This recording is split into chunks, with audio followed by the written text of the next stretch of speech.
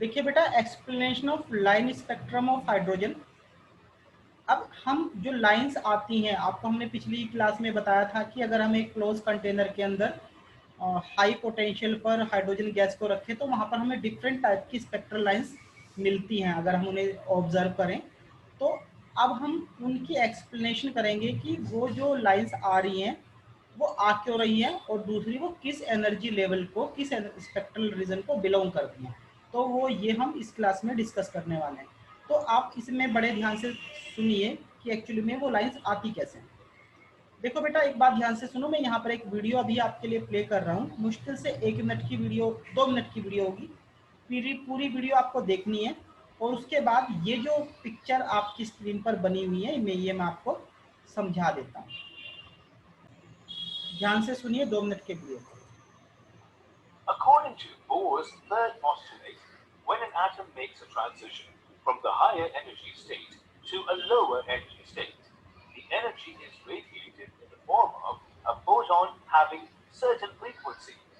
The spectral lines arising from the transition of electrons of an atom from higher energy states to a definite energy state form a spectral series. The various spectral series of hydrogen atoms can be represented with the help of orbital diagram of an atom, as shown in the animation. When a transition from higher orbits to the first orbit occurs in the atom, Lyman series is obtained. The values of frequencies obtained in this transition lie in the ultraviolet region of the electromagnetic spectrum.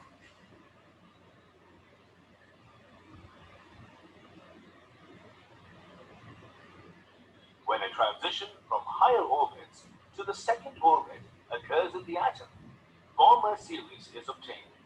The values of frequencies obtained in this transition lie in the ultraviolet region of the electromagnetic spectrum.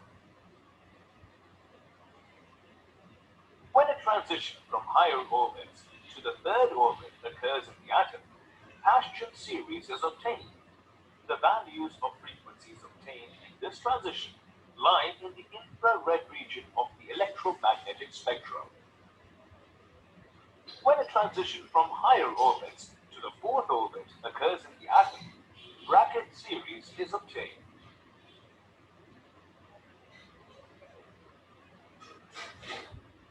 When a transition from higher orbits to the fifth orbit occurs in the atom, Pfund series is obtained. The energy of emitted radiation is given by the formula shown here, and the Rydberg formula for the spectrum of hydrogen atom is given by the formula as given here. अब बेटा यहाँ पर एक बात ध्यान से आप लोग सुनिए। एक्चुअली में जो ये डायग्राम बना रखा है, जर्नल इसने समझाने के लिए बना रखा है। आप ऐसा समझिए कि ये जो इलेक्ट्रॉन्स हैं ये हायर एनर्जी लेवल में गए कैसे। तो मैंने आपको बिल्कुल शुरू में बताया था कि जब कंटेनर के अंदर हमने हाइड्रोजन गैस को भरा, तो जैसे ये हाइड्रोजन गैस हमने यहाँ पर फिल किया, आप इसे ऐसे समझ लीजिए। आज ये थोड़ा गड़बड़ लगा बेटा। हाँ, जैसे ही हमने कंटेनर के अंदर हाइड्रोजन गैस को भरा, तो जैसे ही हमने इसके ऊपर हाई पोटेंशियल लगाया, तो जो हाइड्रोजन एटम था वो वो रेडिकलाइज हुआ, यानी जो उसके बीच के दोनों बॉन्ड थे वो ब्रेक हुए। तो अब हाइड्रोजन के पास ये एक एक इलेक्ट्रॉन है, पोटेंशियल हमने लगा ही रखा है। तो ये पोटेंशियल से क्या होगा कि जो ये इलेक्ट्रॉन है, जो ये ओड इलेक्ट्रॉन हाइड्रोजन के पास है, ये जंप करके किस में चला जाएगा, एक्साइटेड स्टेट में चला जाएगा, और एक्साइटेड स्टेट में ये एनर्जी का एब्जॉर्प्शन करेगा। तो जो ये लेवल इसने दिखाए हुए हैं ना, ये सारे के सारे एक्साइटेड स्टेट के हैं। आप इन्हें ऐसे समझ लो कि चलो ये वन, ये आपका इसका ग्राउंड है 1 1 2 3 4 5 6 ऐसे। तो पहले मान लेते कि सारे के सारे ग्राउंड में रहे होंगे, तो ग्राउंड में वो एब्जॉर्ब करके 2 में 3 में 4 में 5 में एन लेवल तक कहीं चले गए होंगे। पर जैसे ही सोर्स हटाया गया, पोटेंशियल हटाया गया, तो ये तुरंत अपने ग्राउंड स्टेट में वापस आ रहे हैं। क्या हो रही है, तुरंत अपने ग्राउंड स्टेट में बेटा वापस आते हैं। तो ग्राउंड स्टेट में वापस आएंगे तो ये रेडिएशन निकालेंगे, अपने अंदर से एनर्जी निकालेंगे, और वो एनर्जी अलग अलग स्पेक्ट्रल रीजन को बिलोंग करेगी। तो जो इस वीडियो में समझाया वो उन्हीं रेडिएशंस को अलग अलग करके समझाया गया है, जो अलग अलग स्पेक्ट्रल रीजन से या सीरीज से बिलोंग करते हैं। तो चलिए वापस अपनी एनसीईआरटी की तरफ बढ़ जाते हैं, वहां से इस चीज को आप समझने की कोशिश करते हैं। तो देखो, ये हमारी ग्राउंड स्टेट है, सबसे पहले n=1, ये सबसे जो नीचे है हमारी, ये है बेटा हमारी n=1। तो यहाँ से इलेक्ट्रॉन ने एनर्जी एब्जॉर्ब की होगी और वो हायर एनर्जी लेवल में पहुंचे होंगे। देखो यहाँ तक इसने इनफाइनाइट तक की बात कर रखी है, पर जो शो कर रखा है वो मैक्सिमम n=6 तक कर रखा है। तो ठीक है, कोई बात नहीं, आप किसी रिफ्रेशर को देखोगे तो उसमें हो सकता है कि मैक्सिमम 8 तक दिखाया हो, क्योंकि बेटा इनफाइनाइट तक तो हम दिखा नहीं सकते। तो इसमें 6 तक यहाँ पर दिखा रखा है। तो पहले सारे के सारे इलेक्ट्रॉन आपके ग्राउंड स्टेट में थे, जब उस पर पोटेंशियल लगा, एनर्जी लगी, तो सारे इलेक्ट्रॉन्स एक्साइटेड स्टेट में चले गए, ठीक है ना। अब वो क्या करेंगे कि एक्साइटेड स्टेट में जाने को तो इनफाइनाइट में भी जा सकते हैं, पर आपकी बुक के हिसाब से वो मैक्सिमम 6 में गए।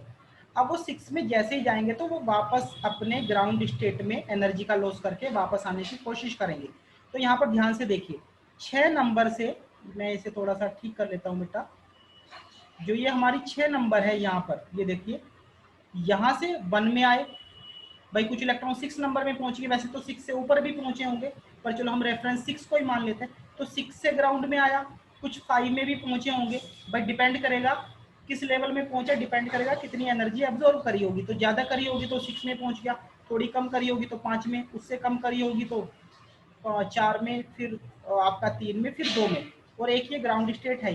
तो उन एक्साइटेड स्टेट से ये इलेक्ट्रॉन्स अपने ग्राउंड स्टेट में आना चालू करेंगे और इस सीरीज में वो एनर्जी का रेडिएशन करेंगे।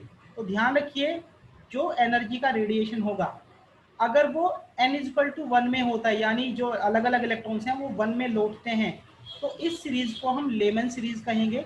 और लेमन सीरीज अल्ट्रावायलेट रीजन से बिलोंग करती है। किससे बिलोंग करती है? अल्ट्रावायलेट रीजन से। तो यहाँ पर जो इनिशियल वैल्यू होती है n की, वो 1 होती है। देखिए इनिशियल 1 है, और फाइनल वो कहाँ कहाँ पहुंचे होंगे, तो वो 2 में, 3 में, 4 में, 5 में, 6 में, ऐसे कहीं तक भी पहुंचे होंगे। अल्ट्रावायलेट रीजन से ये बिलोंग करेगी। और लेमन सीरीज में, क्योंकि एनर्जी गैप आपको दिखाई दे रहा है वो काफी ज्यादा है, तो जो लेमन सीरीज होती है वो मैक्सिमम एनर्जी की एक सीरीज होती है। इसके बाद दूसरे नंबर पर आते हैं भाई, कुछ इलेक्ट्रॉन क्या करेंगे, जरूरी नहीं है कि वो 1 तक की एनर्जी को रेडिएट करे, वो कुछ कम एनर्जी रेडिएट करेंगे, तो वो 2 नंबर में ही रुक जाएंगे। तो अगर आपके इलेक्ट्रॉन 6 नंबर से,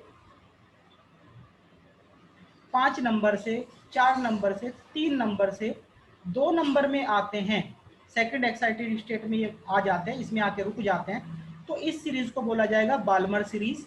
और बाल्मर सीरीज विजिबल रीजन से बिलोंग करती है, इसकी एनर्जी लेमन सीरीज से कम होती है। ठीक है, ये बात समझ में आई, ये विजिबल। तो बाल्मर के लिए ध्यान रखिए, आपका जो 1 होगा, ग्राउंड स्टेट होगा, वो 2 माना जाएगा, और उसके ऊपर वाले फाइनल माने जाएंगे सारे, 3, 4, 5, 6, जहां तक जाएगा, 7, 8, 9, जहां पर भी पहुंचा हुआ है वो उसकी फाइनल स्टेट मानी जाएंगी। विजिबल रीजन से बिलोंग करता है। इसके बाद तीसरे केस में अगर हम आ जाते हैं, तो तीसरे केस में क्या होगा कि n=3 में ट्रांजिशन आएगा, इलेक्ट्रॉन रेडिएट करके वापस 3 नंबर में आएगा। अब वो 3 नंबर से 6 से भी वापस आ सकते हैं, थोड़ा सा इसने गड़बड़ बना दिया बुक वाले ने, थोड़ा देख लेना, ये 5 से नीचे आ रहा है और फिर ये 4 से 3 नंबर में आ रहा है, तो इस तरीके से ये 3 नंबर में आएगा। 3 नंबर में जैसे ही आएगा तो इसे बोला जाएगा पार्शियल सीरीज। इसे क्या बोला जाएगा? Partial series. उसके बाद बेटा मैं कुछ यहाँ पर बना देता हूँ अपनी तरफ से पार्शियल के बाद। इसके बाद जो ये आपके इलेक्ट्रॉन है 6 नंबर से कहाँ पर आ सकते हैं?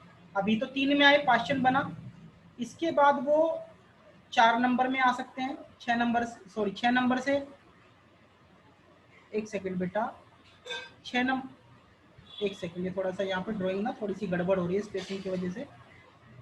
देखिए वो 6 नंबर से 4 नंबर में आ सकते हैं, वो 5 नंबर से 4 में आ सकते हैं, इस तरीके से। तो अगर n=4 है तो वो सीरीज कहलाएगी आपकी ब्रैकेट। वो क्या कहलाएगी? आपकी ब्रैकेट। और उसके बाद अगर 6 नंबर से 5 नंबर में ट्रांजिशन होता है, ये वैसे यहाँ पर एक ही लाइन बनी, ज्यादा लाइन भी बन सकती है अगर हम ऊपर के एनर्जी लेवल को कंसीडर कर लें, तो ये सीरीज आपकी यहाँ पर फुंड सीरीज कहलाएगी। फुंड सीरीज के बाद बेटा हम्पी सीरीज वगैरह भी होती हैं, पर आपके सिलेबस में जो एनसीईआरटी में इन लोगों ने लिख रखा है वो केवल फुंड सीरीज तक की बात की है। इसके अंदर जो सबसे ज्यादा एनर्जी आपको दिखाई भी दे रही होगी वो लेमन सीरीज की है, और जो सबसे कम एनर्जी है मिनिमम, वो आपकी सिलेबस के हिसाब से फुंड सीरीज का है। जो हमें दिखाई देती है वो केवल बाल्मर सीरीज दिखाई देती है, क्योंकि ये विजिबल रीजन से आती है, इसीलिए इस स्पेक्ट्रा को इन्होंने कलरफुल शेप में दिखाया है। रही बात पार्शियल ब्रैकेट फुंड, वो हमें दिखाई नहीं देती हैं क्योंकि बेटा वो आपकी इंफ्रारेड रीजन से आती हैं और इंफ्रारेड ह्यूमन आई के लिए विजिबल नहीं है या वो हमें दिखाई नहीं देता है। तो ये था ओवरऑल एक्सप्लेनेशन हाइड्रोजन स्पेक्ट्रम का।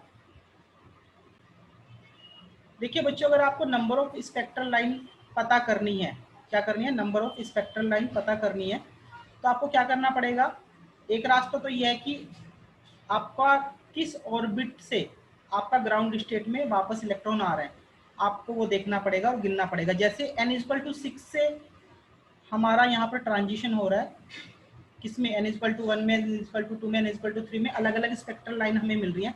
तो एक रास्ता तो यह कि काउंट करो 1 2 3 4 5 6 7 8 9 10 11 12 13 14 15। तो यहाँ पर 15 स्पेक्ट्रल लाइन आएंगी। पर बेटा एक काम आप और कर सकते हो, एक फॉर्मूले का यूज कर सकते हो, नंबर ऑफ स्पेक्ट्रल लाइन, ठीक है, वो होता है आपका फॉर्मूला